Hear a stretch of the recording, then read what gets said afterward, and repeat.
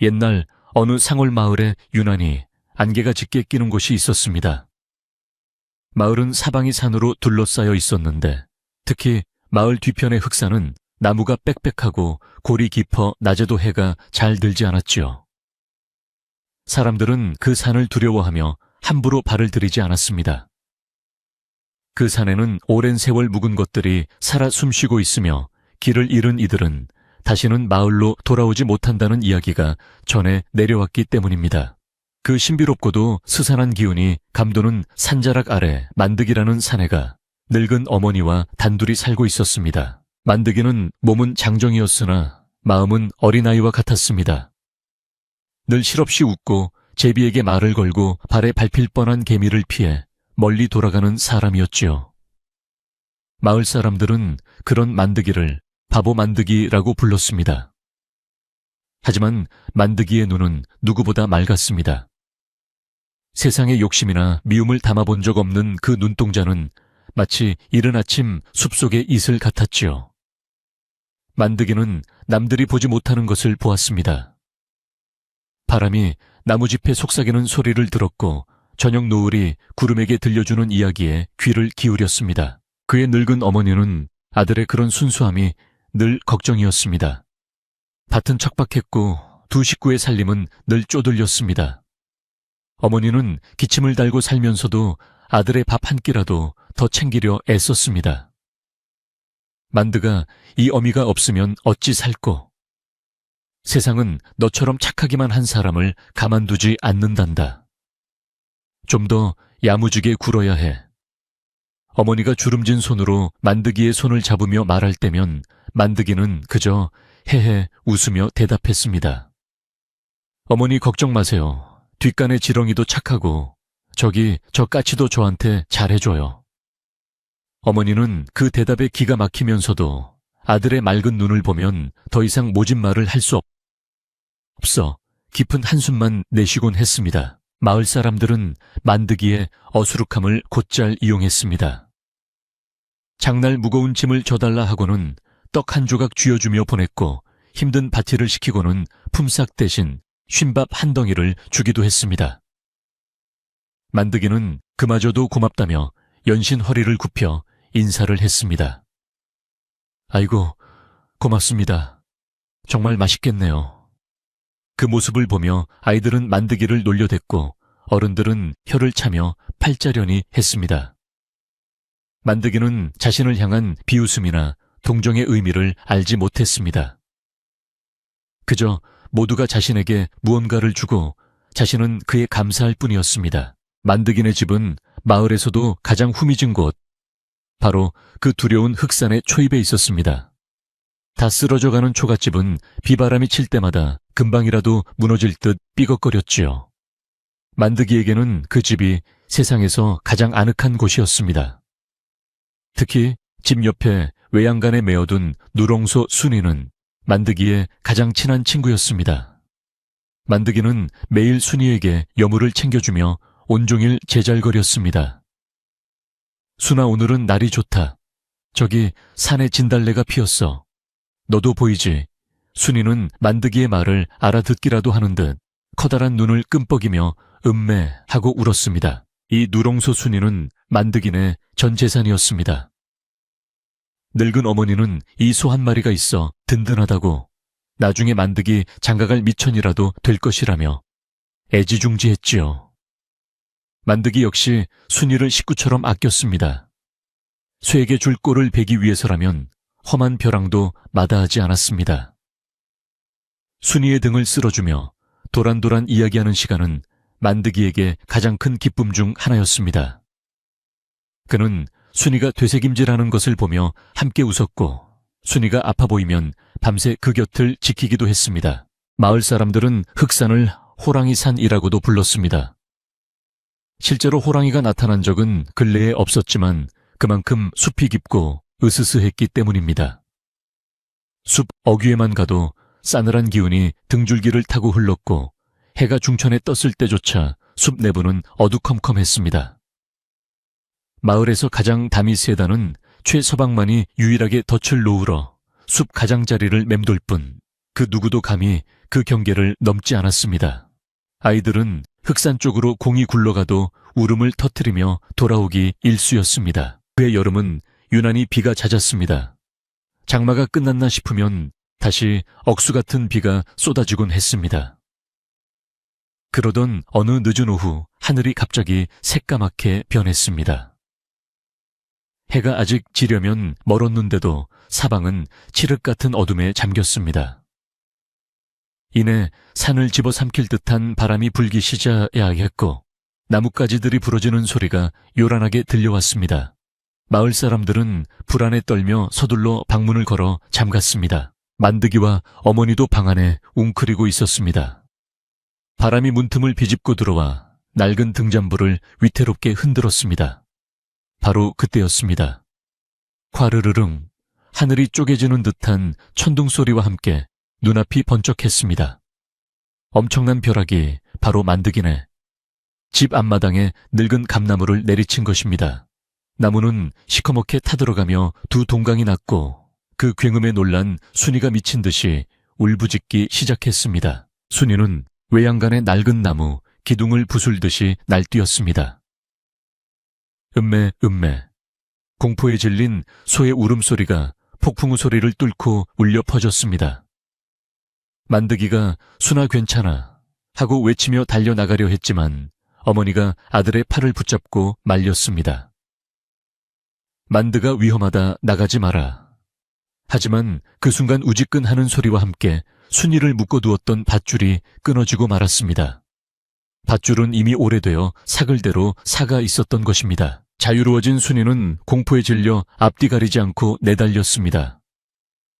그리고 그 방향은 하필이면 칠흑 같은 어둠 속의 흑산이었습니다. 순이는 빗줄기를 뚫고 산을 향해 미친 듯이 달려갔습니다. 아이고, 저 소적에 우리 전 재산인데. 늙은 어머니는 마당으로 뛰쳐나와 쏟아지는 비를 맞으며 발을 동동 굴렀습니다. 소는 이미 어두운 숲속으로 사라져 그 형체도 보이지 않았습니다. 만드기는 한순간의 망설임도 없었습니다. 어머니의 손을 뿌리치고 빗속으로 뛰어들었습니다. 순아 가지마. 만드기는 소가 사라진 방향을 향해 맨발로 내달렸습니다. 흙탕물이 튀고 날카로운 나뭇가지가 얼굴을 스쳤지만 만드기는 아랑곳하지 않았습니다. 그의 머릿속에는 오직 겁에 질린 순이를 구해야 한다는 생각뿐이었습니다. 만드가 안 된다. 그 산은 안 돼. 어머니의 절규 어린 외침이 뒤따라왔습니다. 그 산에 들어가면 못 나온단 말이다, 만드가. 하지만 만드기의 귀에는 아무것도 들리지 않았습니다. 그는 이미 마을 사람들이 그토록 두려워하던 흑산의 경계 그 짙은 안개와 어둠 속으로 몸을 던진 후였습니다. 빗줄기는 더욱 거세졌고 만드기의 모습은 순식간에 숲의 어둠 속으로 삼켜져 버렸습니다. 마을 사람들은 창틈으로 이 광경을 지켜보고 있었습니다. 몇몇은 혀를 찾고 몇몇은 안타까워했지만 그 누구도 만드기를 따라 나설 엄두를 내지 못했습니다. 쯔쯔쯔, 저 바보가 제 명을 재촉하는구나. 저 산에 제 발로 들어가다니. 어쩌겠나 팔자지. 저 어미만 불쌍하게 됐어. 웅성거리는 소리 위로 만드기 어머니의 통곡 소리만이 비바람에 섞여 처량하게 울려 퍼졌습니다. 만드기는 숲속으로 깊이 들어갔습니다. 밖에서 보던 것보다 숲은 훨씬 더 어둡고 빽빽했습니다. 거센 비바람의 나무들이 귀신 울음소리처럼 울어댔고 발밑은 온통 진창이었습니다. 순아 어디 있니? 만드기는 목이 터져라 순이를 불렀습니다. 하지만 대답은 없었습니다. 오직 빗소리와 바람소리, 그리고 정체를 알 수 없는 짐승들의 기척만이 사방에서 들려오는 듯 했습니다. 만드기는 덤불을 헤치고 쓰러진 나무를 넘으며 무작정 앞으로 나아갔습니다. 얼마나 헤맸을까요? 빗줄기가 조금씩 잦아들기 시작했습니다. 하지만 비가 그치자 이번에는 짙은 안개가 땅에서부터 스멀스멀 피어올랐습니다. 흑산의 안개는 유독 짙고 기이했습니다. 안개는 만드기의 발목을 잡고 허리를 감고 이내 눈앞을 완전히 가려버렸습니다. 한 치 앞도 분간할 수 없게 되었습니다. 만드기는 그 자리에 우뚝 멈춰 섰습니다. 사방은 죽은 듯이 고요했습니다. 빗소리도 바람소리도 멎었습니다. 순아.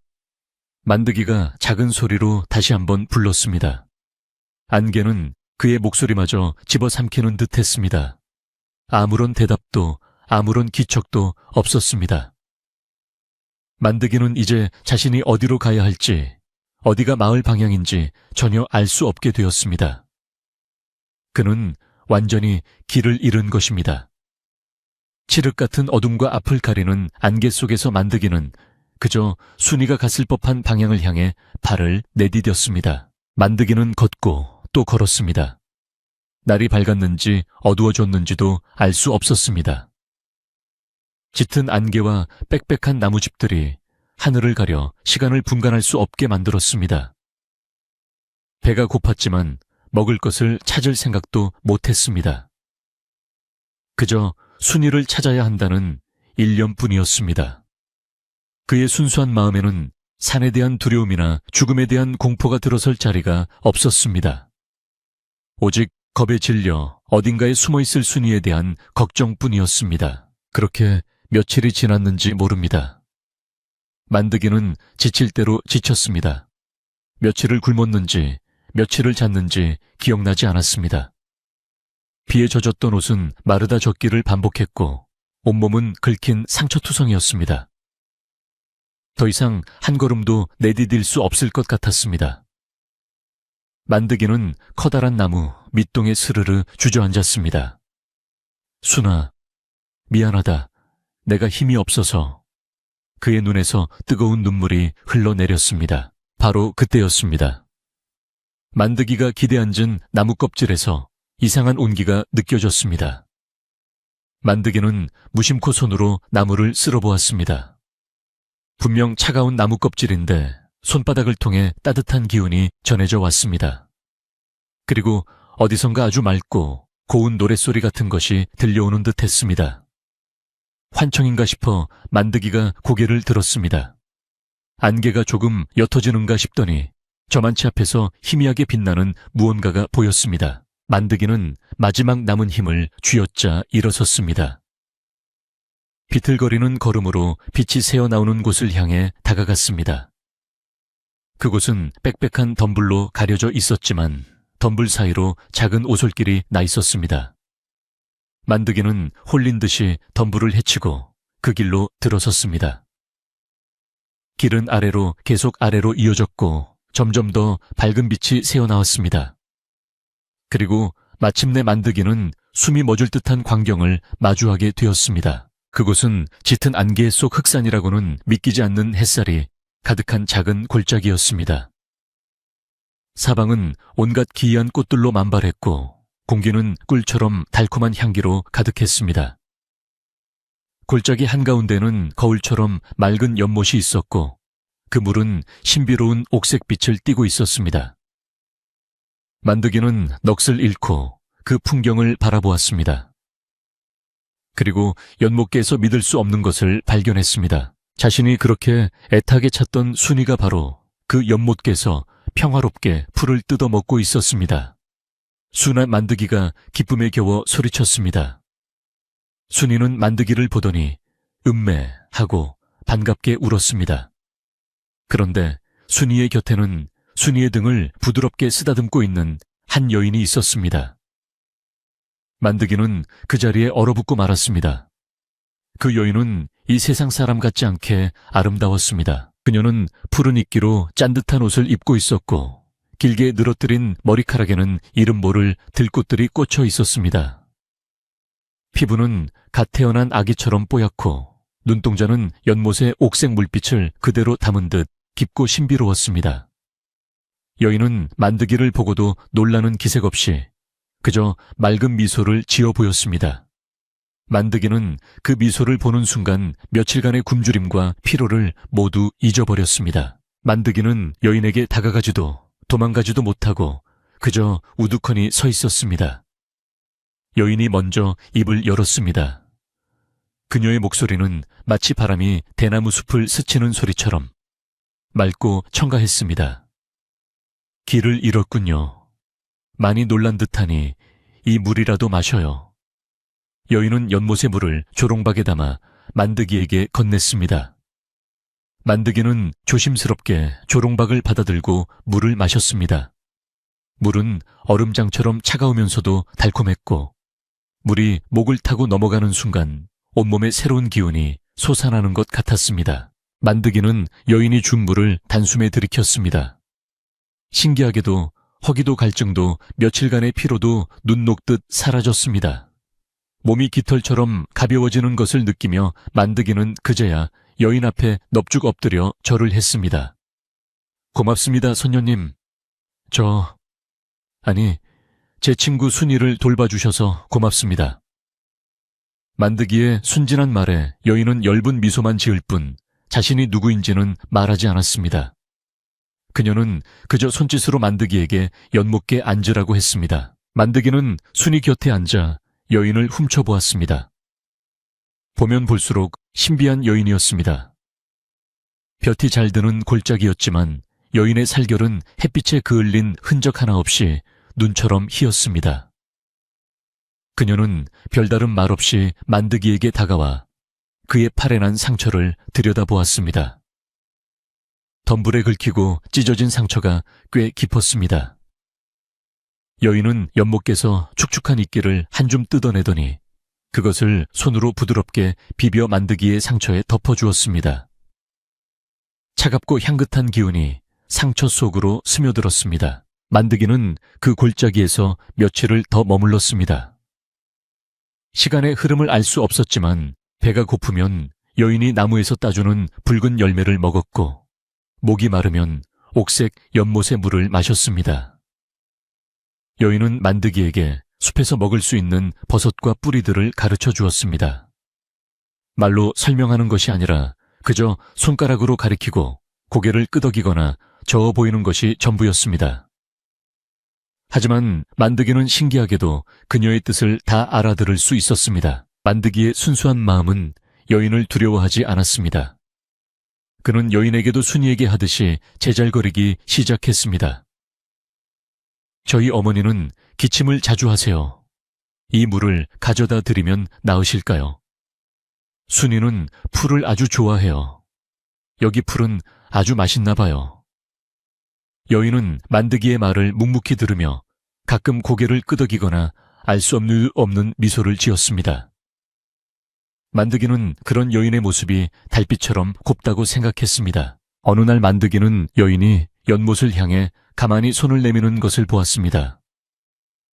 그러자 물 위로 수십 마리의 반짝이는 물고기들이 뛰어올라 마치 여인에게 인사를 하는 듯 했습니다. 또 한 번은 사나워 보이는 살 한 마리가 여인의 발치에 다가와 순한 고양이처럼 몸을 비비는 것도 보았습니다. 만드기는 여인이 이 숲의 모든 생명들과 친구라는 것을 어렴풋이 깨달았습니다. 그 신비로운 광경에 만드기는 조금도 놀라지 않았습니다. 그에게는 그것이 당연하게 느껴졌습니다. 만드기의 상처는 며칠 만에 흉터 하나 없이 깨끗하게 아물었습니다. 며칠간 굶주렸던 몸은 오히려 전보다 더 기운이 넘쳤고 안색은 맑아졌습니다. 순이 역시 윤기가 자르르 흐르는 털을 뽐내며 건강한 모습이었습니다. 만드기는 이곳의 어머니와 함께 영원히 살고 싶다는 생각을 했습니다. 하지만 어머니가 홀로 자신을 기다리고 있을 것을 생각하니 마냥 머무를 수만은 없었습니다. 그의 마음을 읽기라도 한 듯 여인이 만드기가 처음 들어왔던 오솔길 쪽을 손으로 가리켰습니다. 이별의 시간이 왔음을 직감한 만드기는 섭섭한 마음이 들었습니다. 선녀님, 아니 은희님, 이제 가봐야 하는군요. 만드기가 눈치를 살피며 말했습니다. 여인은 말없이 고개를 끄덕였습니다. 그리고는 품에서 향기가 나는 작은 주머니 하나를 꺼내 만드기의 목에 걸어주었습니다. 주머니 안에는 딱딱한 풀뿌리 같은 것이 들어있었습니다. 이것은 무엇입니까? 만드기가 묻자 여인이 처음으로 길게 입을 열었습니다. 어머님께 드리세요. 그리고 다시는 이 산에 함부로 들어오지 마세요. 산은 스스로를 지킬 뿐 길 잃은 이들을 반기지 않습니다. 그녀의 목소리는 여전히 맑았지만 그 안에는 거스를 수 없는 위험이 서려 있었습니다. 만드기는 다시 한번 엎드려 큰절을 했습니다. 은혜 잊지 않겠습니다. 정말 고맙습니다. 만드기는 순이의 고삐를 잡고 아쉬운 발걸음을 옮겼습니다. 몇 걸음 가다가 뒤를 돌아보았지만 여인은 어느새 연기처럼 사라지고 없었습니다. 골짜기에는 맑은 햇살과 꽃 향기만이 가득했습니다. 만드기가 오솔길을 따라 덤불을 헤치고 나오자 거짓말처럼 짙은 안개가 다시 그를 감쌌습니다. 하지만 이상하게도 이번에는 길이 보였습니다. 안개 속으로 희미하게 마을로 내려가는 길이 만드기의 눈에만 보이는 듯 했습니다. 얼마나 걸었을까 나측은 마을 어귀의 장승이 눈에 들어왔습니다. 만드기가 산으로 들어간 지 꼬박 사흘 만의 일이었습니다. 만드기의 어머니는 아들이 죽은 줄로만 알고 넋이 나간 채 마루에 앉아 있었습니다. 그러다 멀리서 어머니 하고 외치며 달려오는 만드기와 그 뒤를 따르는 순이를 보고는 제 눈을 의심했습니다. 아이고 만드가 내 아들. 어머니는 버선발로 뛰어나가 만드기를 부둥켜 안고 통곡했습니다. 마을 사람들이 하나둘 만드기네 집으로 몰려들었습니다. 죽은 줄 알았던 바보 만드기가 그것도 잃어버렸던 소까지 멀쩡하게 데리고 돌아오자 사람들은 경악을 금치 못했습니다. 아니, 저게 만드기 맞나? 어떻게 살아 돌아왔지? 흑산에서 사흘이나 있었는데. 사람들은 믿을 수 없다는 듯 만드기를 위아래로 훑어보았습니다. 만드기는 사흘간 숲을 헤맨 사람치고는 너무나 멀쩡했습니다. 오히려 뺨은 발그레하게 혈색이 돌았고 눈은 전보다 총명하게 빛났습니다. 만드기는 어머니와 마을 사람들에게 자신이 겪은 일을 신이 나서 이야기하기 시작했습니다. 어머니, 제가요, 숲속에서 길을 잃었는데 아주 고운 처녀를 만났어요. 달처럼 고운 분이었어요. 만드기는 자신이 본 신비한 골짜기와 옥색 연못, 그리고 자신과 순이를 구해준 여인에 대해 서툰 말로 열심히 설명했습니다. 사람들은 처음에는 어리둥절한 표정으로 듣고만 있었습니다. 만드기가 벅찬 목소리로 말을 이어갔습니다. 그 처녀님이 이 약초도 주셨어요. 어머니 기침에 좋다고요. 만드기가 목에 걸린 주머니를 자랑스럽게 내보였습니다. 주머니에서 풍기는 기이하고도 짙은 향기에 사람들이 술렁이기 시작했습니다. 그들은 만드기의 말을 곧이곧대로 믿을 수 없었습니다. 그 무서운 흑산 한복판에 선녀 같은 처녀가 사는 골짜기가 있다는 것을 도저히 받아들일 수 없었지요. 이때 무리 속에 있던 사냥꾼 최서방이 태도위하고 침을 뱉으며 나섰습니다. 최서방은 흑산 가장자리를 제 집 드나들 듯하며 짐승을 잡는 거친 사내였습니다. 바보 녀석이 헛것을 봤군. 흑산에 무슨 선녀 같은 처녀가 산단 말이냐. 거긴 호랑이와 늑대 소굴이야. 최서방의 굵은 목소리에 마을 사람들이 고개를 끄덕이기 시작했습니다. 최서방이 음흉한 눈빛으로 만드기를 쏘아보며 말을 이었습니다. 내 생각엔 말이다. 저놈은 필시 여우에게 홀린 개야 흑산에는 천년 묵은 구미호가 살고 있다는 말이 있지. 그 여우가 저 바보를 홀려서 기운을 빼앗고 잡아먹으려다 무슨 변덕인지 살려보낸 게 틀림없어. 구미호라는 말에 마을 사람들의 얼굴이 하얗게 질렸습니다. 구미호는 사람의 간을 빼먹고 마을에 재앙을 불러오는 요물 중에 요물이었기 때문입니다. 아니에요. 여우 아니에요. 아주 고운 처녀였어요. 저를 살려주셨단 말이에요. 만드기가 손사래를 치며 다급하게 외쳤습니다. 하지만 만드기가 흥분해서 말을 더듬으며 변명할수록 사람들은 그가 여우에게 단단히 홀린 것이라 수군거렸습니다. 저 맑던 눈빛이 어째 좀 이상해진 것 같지 않나. 사흘 만에 돌아온 것도 그렇고 저렇게 멀쩡한 것도 수상해. 만드기가 묘사한 여인의 아름다움은 오히려 독이 되었습니다. 그렇게 고왔다는 걸 보니 필시 여우가 둥합한 게 맞네. 사람 홀리는 데는 미생만 한 게 없지.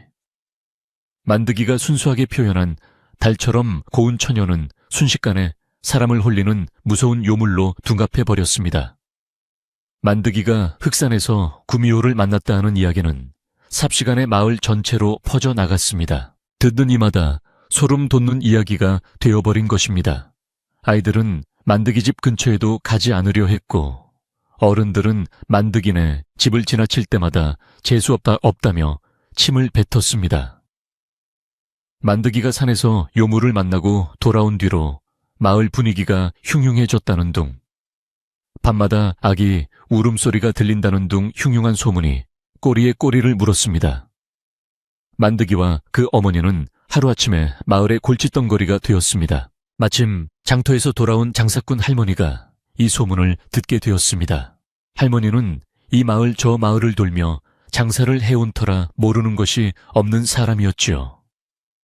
할머니는 흑산 쪽을 가만히 바라보더니 혼잣말처럼 중얼거렸습니다. 산에는 얼굴이 많은 법이지 바보 눈에 보인 것이 여우인지 복인지 어찌할까. 함부로 산의 주인을 노하게 만들면 못 쓰는데. 할머니는 혀를 차며 만드기네 집 쪽을 안타까운 눈으로 바라보았습니다. 최서방은 사람들의 공포심을 더욱 부추겼습니다. 저 바보 녀석이 요물을 마을로 끌어들인 게 틀림없어. 저놈이 목에 걸고 있는 그 약초 주머니도 분명 요물의 물건일 게야 당장 빼앗아 불태워야 해. 최서방은 자신이 흑산의 전문가인 양행세하며 이번 기회에 만드기네 소를 헐값에 빼앗을 속셈도 가지고 있었습니다. 그는 만드기를 마을에서 쫓아내야 한다고 목소리를 높였습니다. 만드기는 어리둥절했습니다. 자신을 구해준 고마운 은인을 사람들이 왜 요물이라고 부르는지 도무지 이해할 수 없었습니다. 아니에요. 정말이에요. 착한 분이었어요. 만드기는 울먹이며 사람들에게 매달렸습니다. 하지만 사람들의 눈에는 공포와 의심만이 가득했습니다. 만드기의 맑은 눈동자에 비친 세상은 이제 더 이상 그가 알던 따뜻하고 순박한 마을이 아니었습니다. 어머니는 아들을 방 안에 숨기고 대문을 걸어 잠갔습니다. 만드가 이제 아무 말도 하지 마라. 그냥 방 안에만 있거라. 어머니는 여인이 준 약초 주머니를 품속 깊이 숨겼습니다. 밖에서는 최서방을 필두로 한 몇몇 마을 사람들이 만드기를 내놓으라며 소리를 지르고 있었습니다. 바보 만드기를 내놓지 않으면 마을에 큰 재앙이 닥칠 게야. 공포에 휩싸인 마을 사람들의 외침이 만드기네 집을 둘러쌌습니다. 만드기네 집은 공포에 휩싸인 마을 사람들에게 둘러싸여 섬처럼 고립되었습니다. 사람들은 집 밖에서 요물을 끌어들인 만드기를 내쫓아라 하고 소리쳤지만 만드기 어머니가 문을 걸어 잠그고 나오지 않자 해가 지자 욕설을 퍼부으며 뿔뿔이 흩어졌습니다. 그날 밤 만드기와 어머니는 뜬 눈으로 밤을 지새웠습니다. 만드기는 억울함과 두려움에 훌쩍였고 어머니는 아들의 손을 꼭 잡은 채 흑산의 어둠을 바라보며 깊은 시름에 잠겼습니다. 품속에 숨긴 약초 주머니에서는 여전히 기이한 향기가 새어나오고 있었습니다. 다음날 아침 마을은 더 큰 소란에 휩싸였습니다. 최서방이 기르던 닭 20마리가 흔적도 없이 사라진 것입니다. 닭장의 문은 단단히 잠겨 있었는데 닭들만 감쪽같이 사라졌습니다. 최서방은 닭장이 있던 빈자리를 보며 길길이 날뛰었습니다. 이게 다 그 여우 요물 때문이야. 어젯밤에 내가 이상한 그림자가 담을 넘어가는 것을 봤다. 필시 그 요물이 만드기를 시켜 내 닭을 훔쳐간 게 틀림없어. 그는 만드기네 집으로 달려가 삿대질을 하며 소리쳤습니다. 이놈 만드가 당장 내 닭 내놓지 못할까. 내 놈이 홀렸다는 그 여우년에게 갖다 바쳤지. 최서방의 고함에 사람들이 다시 모여들었습니다. 만드기 어머니가 창백한 얼굴로 문을 열고 나왔습니다. 최서방 무슨 말도 안 되는 소리요. 우리 만드기는 어제 한 발짝도 집 밖에 나가지 않았어.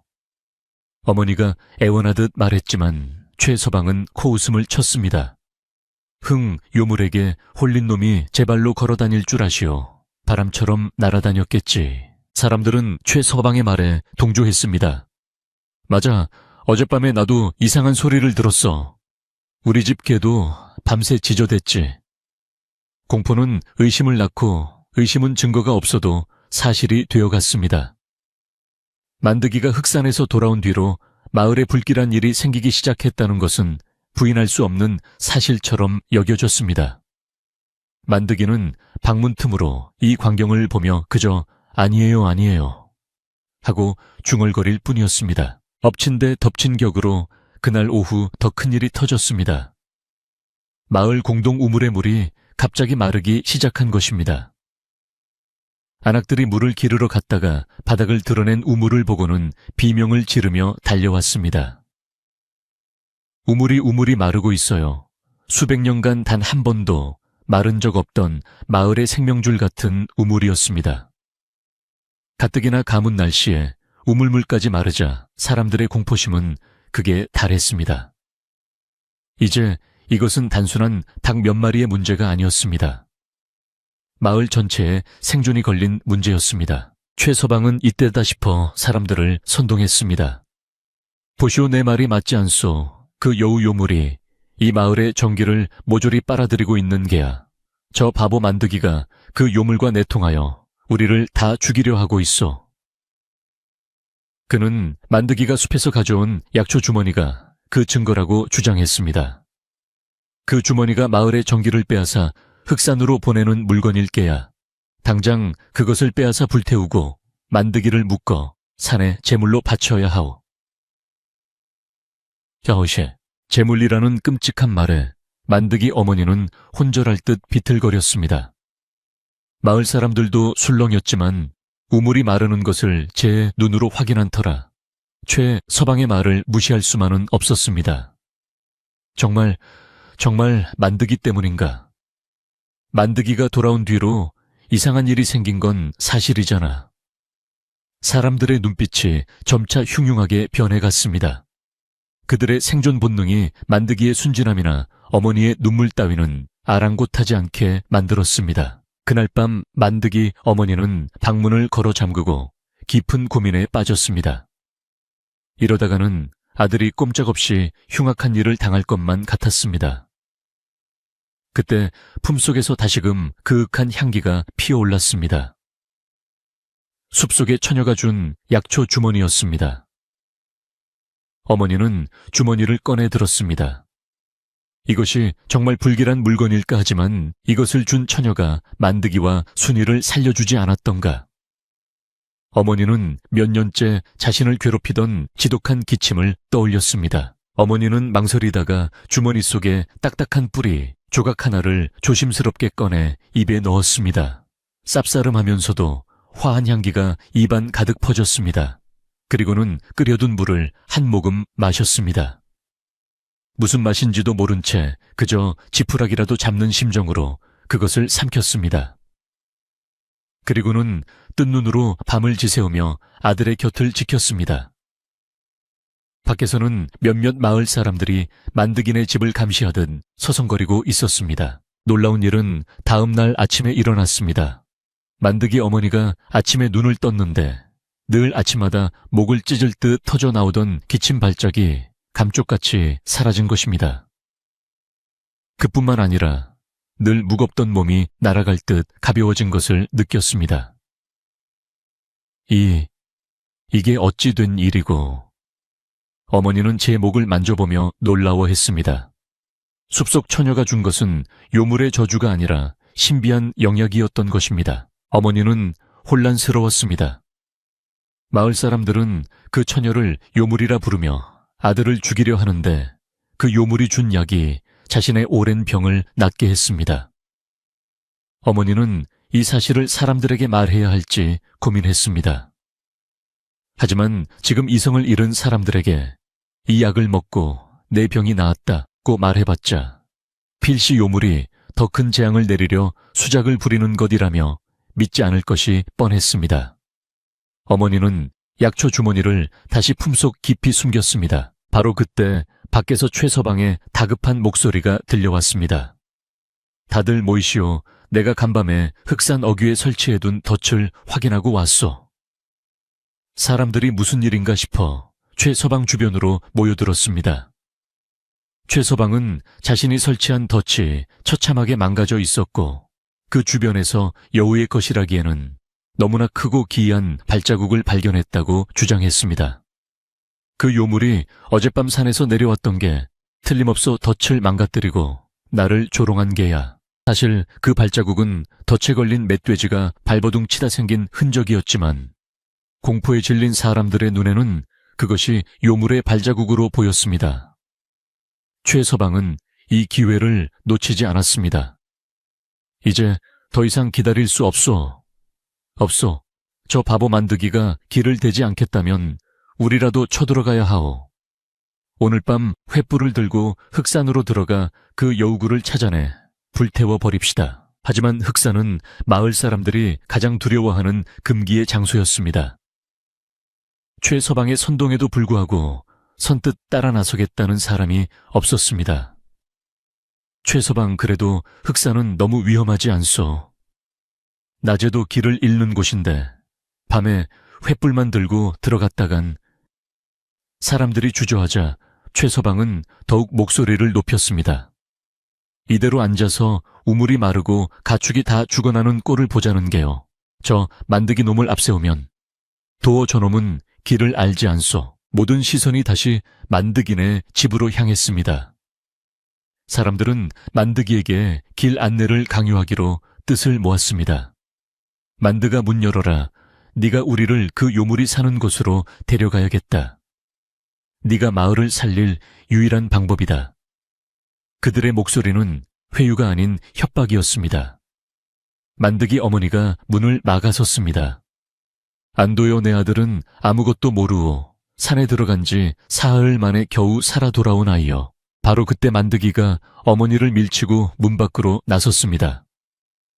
그는 잔뜩 겁에 질려 있었지만 그 눈빛에는 전에 없던 단호함이 서려 있었습니다. 싫어요, 안 가요. 만드기가 있는 힘껏 외쳤습니다.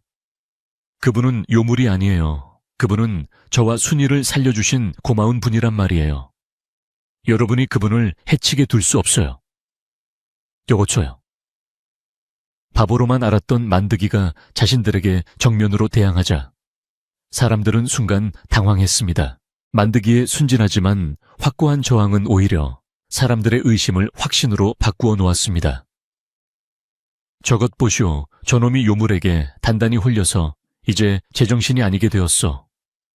저놈 눈빛 좀 봐. 꼭 여우 눈빛 같지 않아. 최 서방이 만드기에 뺨을 거세게 후려쳤습니다. 이 바보 녀석, 네가 정녕 마을 사람들을 다 죽일 셈이냐. 네가 홀린 그 요물이 우리 닭을 훔쳐가고 우물을 마르게 했단 말이다. 만드기는 뺨이 터져 피가 흘렀지만 눈물을 꾹 참고 최 서방을 노려보았습니다. 아니에요. 그분은 그런 짓 안 했어요. 최 서방님이 거짓말하는 거예요. 만드기가 평생 처음으로 누군가에게 거짓말쟁이라고 소리쳤습니다. 최 서방은 이성을 잃었습니다. 이놈이. 그가 주먹을 들어 만드기를 내리치려던 순간 누군가 그의 팔을 막아섰습니다. 장터의 장사꾼 할머니였습니다. 할머니는 언제 왔는지 지팡이를 짚은 채 그들 앞에 서 있었습니다. 최 서방, 그 손 놓게. 애를 잡겠네. 할머니의 작지만 카랑카랑한 목소리에 최 서방이 주춤했습니다. 할머니는 마을의 최고 어른이었고 수많은 세월을 겪어온 지혜로 사람들의 존경을 받고 있었습니다. 할머니, 이놈이 지금 요물을 편들고 있습니다. 최 서방이 씩씩거리며 말했습니다. 장터 할머니는 만드기에 피 흐르는 뺨을. 물끄러미 바라보다가 최 서방을 향해 고개를 돌렸습니다.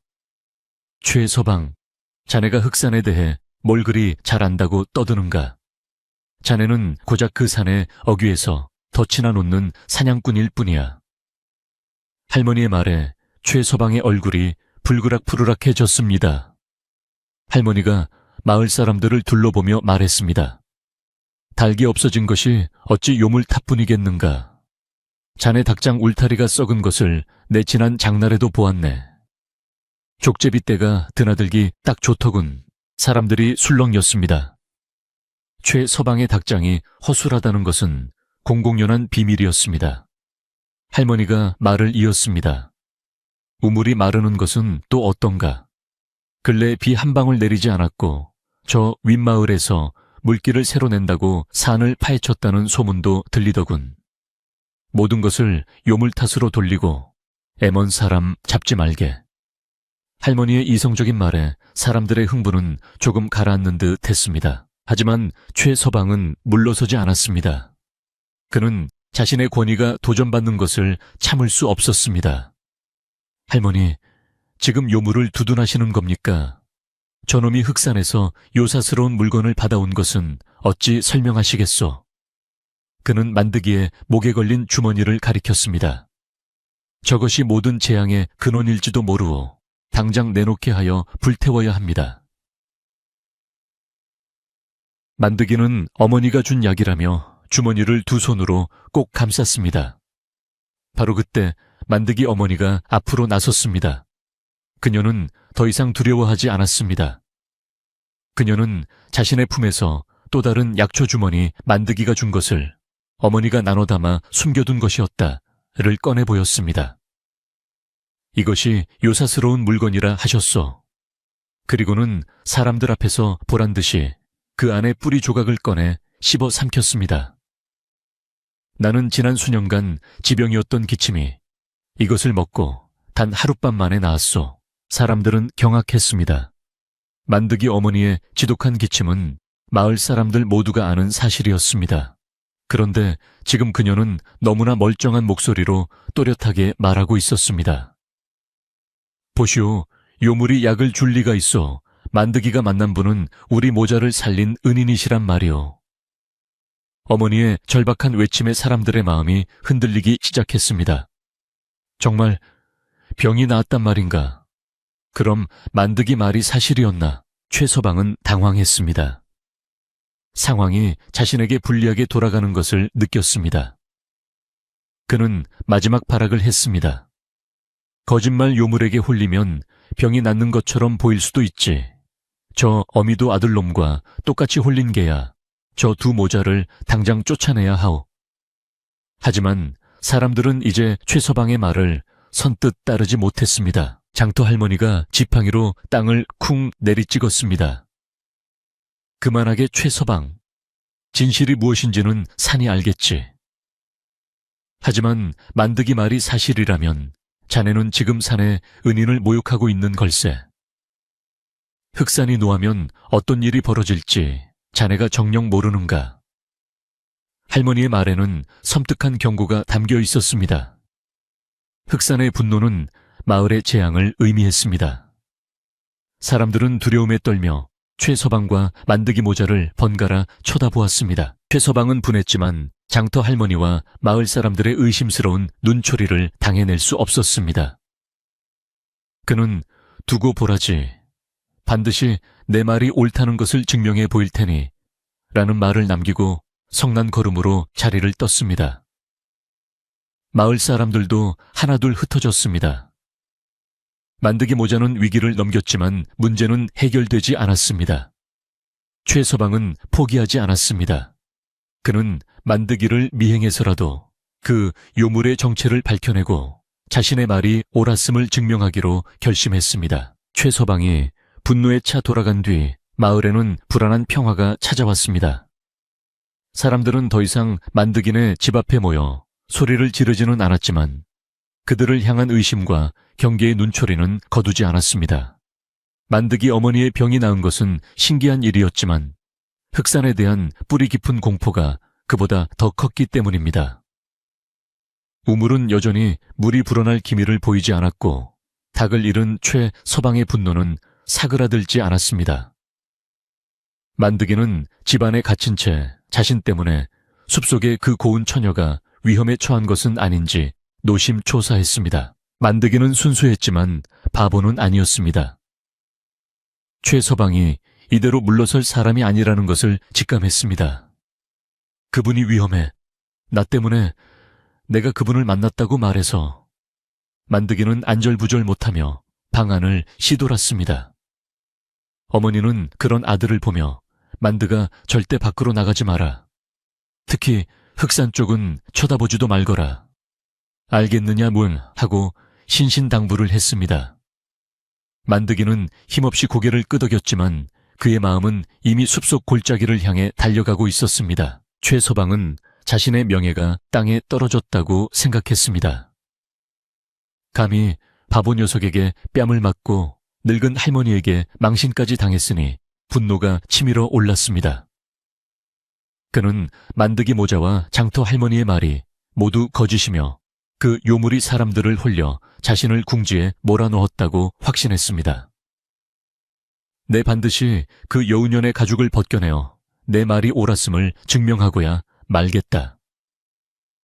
그는 헛간에서 가장 날카로운 사냥용 칼을 갈고 튼튼한 밧줄과 덫을 새로 챙겼습니다. 그는 이번에는 혼자 움직이기로 했습니다. 마을 사람들은 겁이 많아 방해만 될 뿐이었습니다. 그는 흑산의 지리에 누구보다 밝다고 자부했습니다. 비록 골짜기까지는 가본 적이 없지만 만드기가 그 근처에서 헤맸다는 것을 알고 있었습니다. 그는 만드기를 미행할 계획을 세웠습니다.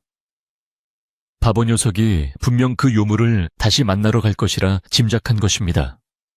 그는 마을 사람들에게 이웃 마을에 볼 일이 있어 며칠 다녀오겠네 하고 거짓 소문을 퍼뜨렸습니다. 최서방이 마을을 떠났다는 소문이 돌자 만드기 어머니는 그제야 한숨 돌렸습니다. 하지만 만드기는 오히려 더 불안해졌습니다. 최서방이 없어진 지금이야말로 숲속 처녀에게 위험을 알릴 유일한 기회라고 생각했습니다. 최서방님이 돌아오시기 전에 그분에게 도망가라고 말씀드려야 해. 만드기는 어머니가 잠시 밭에 나간 틈을 타몰래 집을 빠져나왔습니다. 그리고는 한치의 망설임도 없이 흑산을 향해 달려갔습니다. 하지만 만드기가 모르는 것이 있었습니다. 최서방은 마을을 떠나지 않았습니다. 그는 흑산 어귀에 짙은 수풀 속에 몸을 숨긴 채 만드기네 집을 매서운 눈으로 감시하고 있었습니다. 만드기가 집을 빠져나와 산으로 향하는 것을 보자 최서방은 비열한 미소를 지었습니다. 걸려들었구나 이 멍청한 놈. 그는 만드기와 일정한 거리를 둔 채 소리 없이 그 뒤를 밟기 시작했습니다. 그리고 그의 뒤를 호기심과 두려움에 휩싸인 마을 사람, 몇몇이 겁에 질린 얼굴로 조심스럽게 따라붙었습니다. 만드기는 지난번 자신을 인도했던 신비한 기운을 기억해내려 애썼습니다. 다행히 숲은 만드기를 거부하지 않았습니다. 안개 속에서도 이상하게 길이 보였습니다. 그는 덤불을 헤치고 쓰러진 나무를 넘으며 자신도 모르는 사이에 숲속 골짜기로 향하는 그 숨겨진 오솔길을 찾아냈습니다. 다행이다. 길이 보여. 만드기는 안도하며 덤불 속으로 몸을 숨겼습니다. 서방과 마을 사람들은 조금 떨어져서 그 광경을 목격하고는 숨을 죽였습니다. 만드기가 덤불을 헤치고 나가자 그곳에는 여전히 햇살이 가득한 신비로운 골짜기가 펼쳐져 있었습니다. 옥색 연못은 변함없이 맑았고 꽃들은 여전히 향기로웠습니다. 숲속의 처녀는 연못가 바위에 앉아 마치 만드기가 올 것을 알고 있었다는 듯 그를 바라보고 있었습니다. 그녀는 칡농쿨로 작은 바구니를 엮고 있었습니다. 그 평화로운 모습에 만드기는 잠시 할 말을 잊었습니다. 만드기는 정신을 차리고 그녀에게 달려갔습니다. 선녀님 아니, 은희님 큰일 났어요. 만드기가 숨을 헐떡이며 외쳤습니다. 마을 사람들이 은희님을 요물이라고 불러요. 닭을 훔쳐가고 우물을 마르게 했다고. 지금 은희님을 잡으러 올지도 몰라요. 어서 피하셔야 해요. 만드기는 자신이 그녀를 위험에 빠뜨렸다는 죄책감에 울먹였습니다. 처녀는 만드기의 말을 듣고도 놀라거나 두려워하는 기색이 없었습니다. 그녀는 그저 하던 바구니 엮기를 멈추고 만드기를 물끄러미 바라볼 뿐이었습니다. 그녀의 깊은 눈동자는 모든 것을 알고 있다는 듯 고요했습니다. 만드가. 그녀가 맑은 목소리로 만드기의 이름을 불렀습니다. 너의 마음은 보석처럼 맑구나. 바로 그 순간이었습니다. 찾았다, 저기 있다, 저 요물년. 덤불을 거칠게 헤치며 최서방이 눈의 살기를 띠고 뛰어들었습니다. 그의 손에는 날카롭게 날이 선 사냥칼이 들려 있었습니다. 뒤이어 횃불과 몽둥이를 든 마을 사람들 몇몇이 겁에 질린 얼굴로 따라 들어왔습니다. 그들은 신비로운 골짜기의 아름다움에 잠시 넋을 잃었지만 최서방의 고함에 곧 정신을 차렸습니다. 저것 봐. 저게 요물이 아니면 무엇이냐.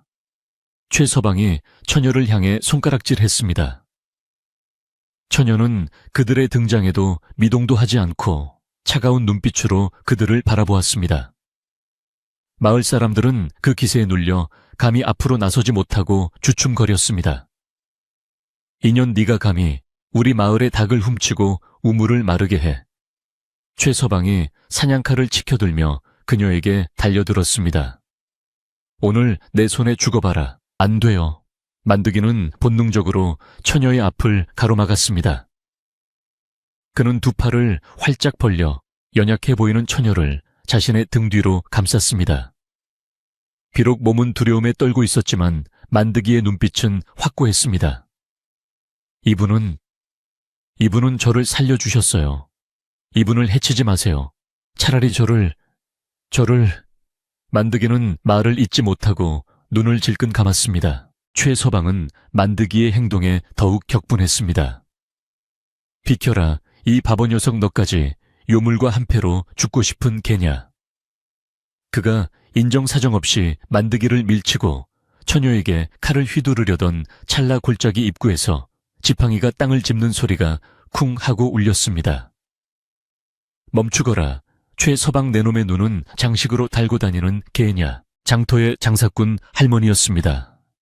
할머니는 그 험한 숲길을 어찌 통과했는지 숨 하나 고르지 않고 꼿꼿한 자세로 서 있었습니다. 최서방과 마을 사람들은 유령이라도 본 듯 경악했습니다. 할머니 여긴 어쩐 일로. 내놈이 무지한 짓으로 산을 더럽히는 것을 막으러 왔다. 할머니는 지팡이를 짚으며 그들에게 천천히 다가왔습니다. 할머니는 최서방을 매서운 눈으로 쏘아보았습니다. 닭이 없어진 것이 요물 탓이라 하였느냐. 내놈이 닭장 고칠 돈이 아까워 썩은 울타리를 방치한 것을 온 마을이 다 안다. 족제비 떼가 드나들기 딱 좋은 곳이었지. 할머니의 지적에 최서방의 얼굴이 새빨개졌습니다. 그는 할머니가 자신의 닭장을 본 적이 없다고 생각했기에 거짓말을 했던 것입니다. 할머니는 멈추지 않았습니다. 우물은 또 어떠하냐. 내 놈이 며칠 전 윗산에다 남몰래 인삼밭을 일군다고 했지. 마을 사람들은 금시초문이라는 듯 술렁였습니다. 그 인삼밭에 물을 대겠다고 우물로 흘러드는 작은 샘줄기를 내 놈 멋대로 돌려놓지 않았더냐. 그 샘줄기가 바로 우리 마을 우물의 근원이거늘. 내 놈의 욕심이 마을의 생명줄을 끊어놓은 갸. 이 어리석은 놈아. 할머니의 호통에 최서방은 땀을 비오듯 흘리며 뒷걸음질 쳤습니다. 아니 그것은 그는 변명조차 제대로 하지 못했습니다. 마을 사람들은 속았다는 생각에 분노에 차 최서방을 노려보기 시작했습니다. 뭐라고? 최서방이 물줄기를 돌렸다고. 저런 천하의 나쁜 놈을 봤나. 모든 비난의 화살이 순식간에 최서방에게로 향했습니다. 장터 할머니는 분노하는 마을 사람들을 손짓으로 조용히 시켰습니다. 그리고는 숲속의 처녀를 향해 천천히 다가가 깊이 허리를 숙여 예를 갖추었습니다. 마을 사람들은 그 모습에 또 한 번 경악했습니다. 이분은 요물이 아니다. 할머니가 엄숙한 목소리로 말했습니다. 이분은 이 흑산을 지키는 산의 주인이시며 모든 약초와 물줄기를 다스리시는 분이다. 할머니는 만드기 어머니가 낳았던 이야기를 꺼냈습니다. 만드기 어미가 먹은 것은 그저 풀뿌리가 아니야. 수백 년 묵은 산삼 죽어가는 사람도 살린다는 영약이었지. 너희는 은혜를 원수로 갚고 이 산의 주인을 감히 칼로 위협하려 한 게다. 할머니의 말에 마을 사람들은 의악 소리를 지르며 땅바닥에 엎드렸습니다. 산의 주인을 노하게 했다는 공포가 그들을 덮쳤습니다. 바로 그때 맑았던 골짜기의 하늘이 순식간에 어두워졌습니다. 어디선가 우르르릉 하는 깊은 땅울림 소리가 들려왔습니다. 지진은 아니었지만 마치 거대한 무언가가 분노하여 숨을 내쉬는 듯한 소리였습니다. 골짜기의 모든 새소리와 벌레 소리가 일순간에 멎었습니다. 공기가 얼음장처럼 차가워졌습니다. 숲속의 처녀가 바위에서 일어섰습니다. 그녀의 얼굴에는 아무런 감정이 없었지만 그 옥색 눈동자는 최서방을 꿰뚫어 볼 듯이 차갑게 빛나고 있었습니다. 최서방은 그 눈빛을 마주하고는 힉 하는 비명을 지르며 사냥칼을 떨어뜨렸습니다. 그는 공포에 질려 오줌을 지를 지경이었습니다. 살려주십시오. 잘못했습니다. 제가 무지했습니다. 그는 땅바닥에 머리를 박고 용서를 빌었습니다. 다른 마을 사람들도 살려주십시오 산신님 하며 울부짖었습니다. 장터 할머니가 지팡이로 땅을 짚었습니다. 이분은 자비로우시나 산의 질서를 어지럽히는 자를 용서치 않으신다. 너희가 이 아이 만드기에 순수한 마음 덕에 목숨을 부지한 줄 알거라. 할머니는 골짜기 입구를 가리켰습니다. 당장 썩 물러가라. 그리고 오늘 본 것은 절대 입 밖에 내지 말라. 다시 한번 산을 노하게 한다면 그때는 흑산이 너희 마을을 통째로 삼킬 것이다. 최서방과 마을 사람들은 그 말을 듣자마자 비명을 지르며 덤불 속으로 뛰어들었습니다. 서로 먼저 도망치려다 엉기고 넘어지며 그야말로 아비규환의 모습으로 골짜기를 빠져나갔습니다. 순식간에 골짜기에는 다시 평화가 찾아왔습니다. 어두웠던 하늘이 다시 맑아졌고 새들이 다시 지저귀기 시작했습니다.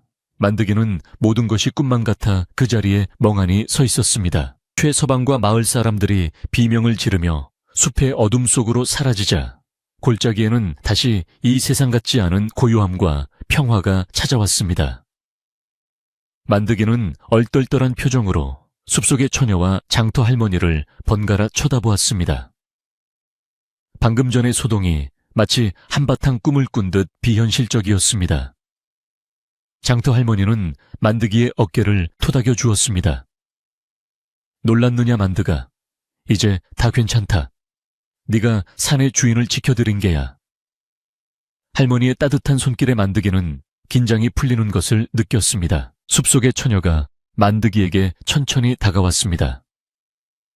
그녀의 옥색 눈동자는 이제 차가운 빛을 거두고 봄날의 햇살처럼 따뜻하고 부드러운 빛을 띠고 있었습니다.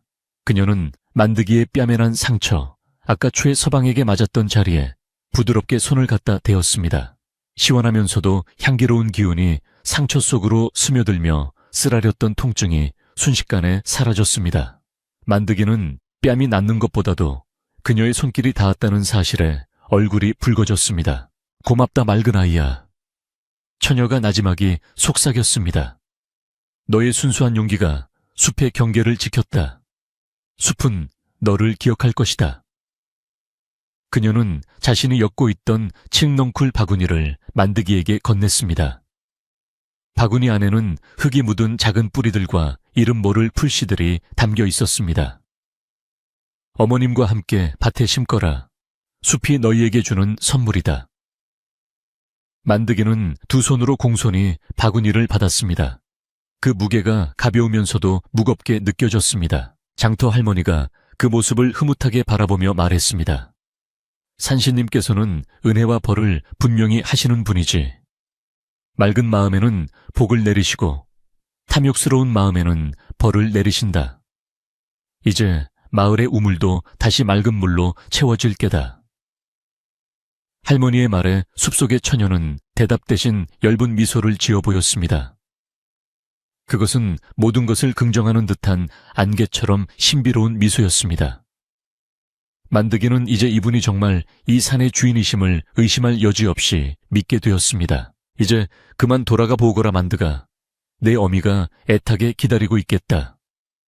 장터 할머니가 만드기의 등을 가볍게 밀었습니다. 만드기는 숲속의 처녀에게 허리가 꺾이도록 깊이 절을 했습니다. 감사합니다, 산신님. 정말 감사합니다.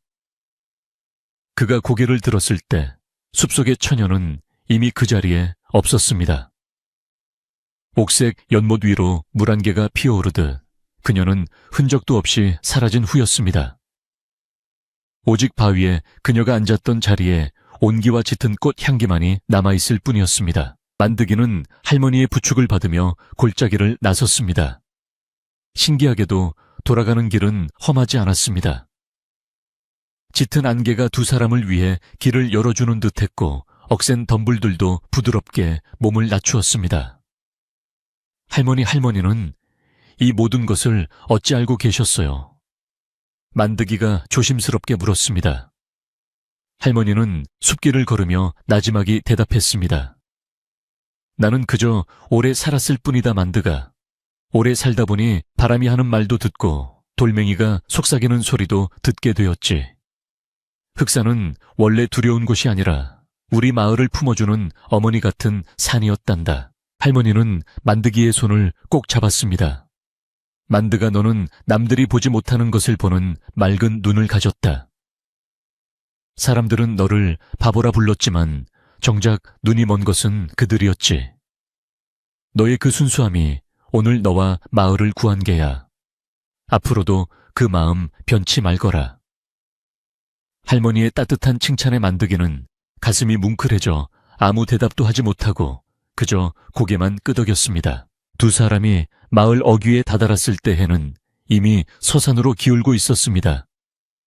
마을은 이상하리만치 조용했습니다. 골짜기에서 도망쳐 온 사람들은 집안에 틀어박혀 이불을 뒤집어 쓰고 덜덜 떨고 있었습니다. 그들은 자신들이 감히 산신에게 칼을 겨누었다는 사실에 공포에 질려 밖으로 나올 엄두도 내지 못했습니다. 만드기 어머니만이 아들을 찾아 헤매다 할머니와 함께 돌아오는 만드기를 보고 달려와 부둥켜 안고 울었습니다. 그날 밤 마을에는 아무 일도 일어나지 않았습니다. 흑산은 그저 묵묵히 어둠 속에 잠겨 있었고 사나운 바람 대신 부드러운 밤 공기가 마을을 감쌌습니다. 그리고 다음 날 아침 기적이 일어났습니다. 우물에 물이 찼어요. 한 안악의 외침에 온 마을 사람들이 우물가로 몰려들었습니다. 바닥을 드러냈던 우물은 언제 그랬냐는 듯 맑고 차가운 물로 가득 차올라 있었습니다. 물맛은 예전보다 훨씬 더 달고 시원했습니다. 사람들은 그제야 장터 할머니의 말이 모두 사실이었음을 깨달았습니다.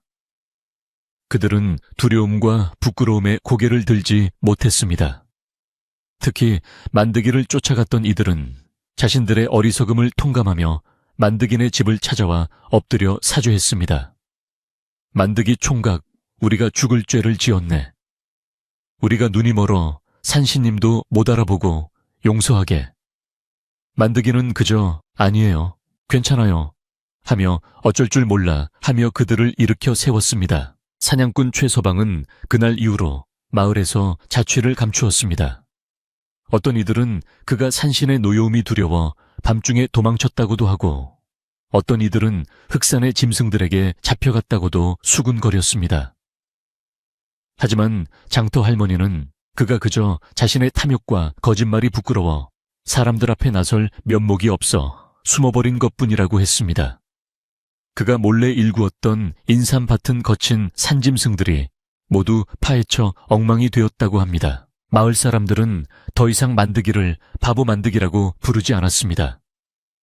그들은 만드기를 산의 은혜를 입은 아이, 흑산이 아끼는 사람이라 부르며 존중했습니다.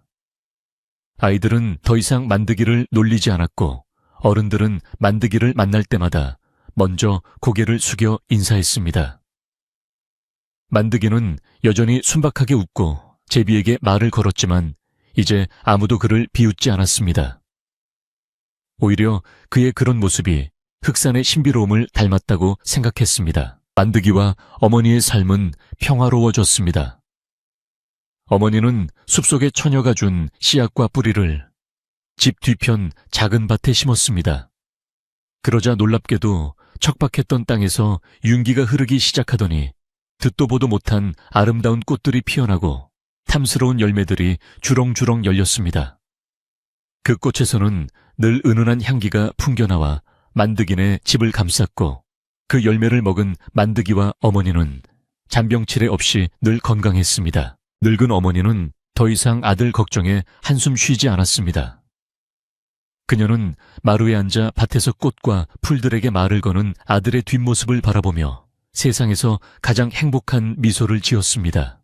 자신의 아들이야말로 세상에서 가장 지혜롭고 순수한 영혼을 가졌음을 깨달았기 때문입니다. 만드기도 예전처럼 행복했지만 이제는 그 행복이 더 단단하고 깊어졌습니다. 어느덧 시간이 흘러 달이 휘영청 밝은 가을밤이 되었습니다. 만드기는 툇마루에 앉아 둥근 달빛을 받고 있는 흑산을 가만히 바라보고 있었습니다. 예전에는 그저 두렵고 어둡게만 보였던 산이 이제는 자신을 포근하게 안아주는 어머니의 품처럼 따뜻하고 다정하게 느껴졌습니다. 산에서 불어오는 바람결에 그날 골짜기에서 맡았던 그윽한 꽃향기가 실려오는 듯 했습니다. 어머니 바람소리가 꼭 노래 같아요. 만드기가 나지막이 말했습니다. 그분이 저에게 잘 자라고 인사하시는 것 같아요. 어머니는 아들의 머리를 부드럽게 쓰다듬어 주었습니다. 그렇구나. 우리 만드기 이제 코 자야지. 내일도 순이 염을 주려면 일찍 일어나야지. 만드기는 어머니의 다정한 목소리에 스르르 눈을 감았습니다. 마을은 깊은 잠에 빠져들었습니다. 흑산은 말없이 그 마을을 굽어보고 있었고 맑은 달빛이 만드기에 평화로운 얼굴 위로 부드럽게 쏟아져 내렸습니다. 길을 잃었던 바보 만드기는 이제 숲의 비밀을 아는 지혜로운 사내가 되어 산의 축복 속에서 가장 편안한 잠자리에 들었습니다.